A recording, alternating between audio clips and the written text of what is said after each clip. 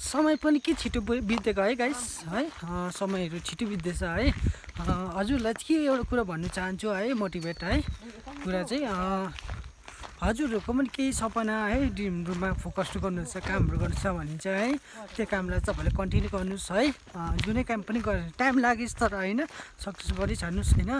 एउटा काममा फोकस गर्नुहोस् है, त्यो कामलाई सक्सेस हुइजान्छ है। तपाईँ हार चाहिँ कहिले नखानुहोस् है। एकपल्ट है तपाईँहरू मिस्टेक हुन्छ है, दुईपल्टमा पनि हुँदैन सक्सेस है, 3-4पल्ट त्यसै गर्दा लास्टमा सक्सेस हुइजान्छ है।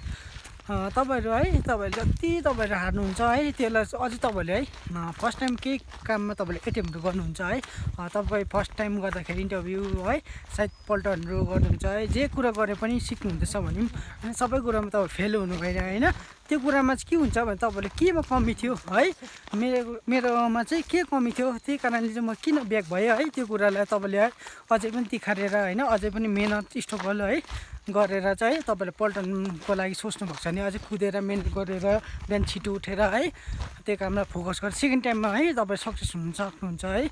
तपाईँले बुझ्नु भएको छ त है, फर्स्ट एटेम्प गर्दा तपाईँमा के गल्ती भएर तपाईँले है ब्याक हुनुभयो है। सेकेन्ड टाइममा तपाईँले चाहिँ त्यसलाई सुधार गर्न सकेर चाहिँ तपाईँ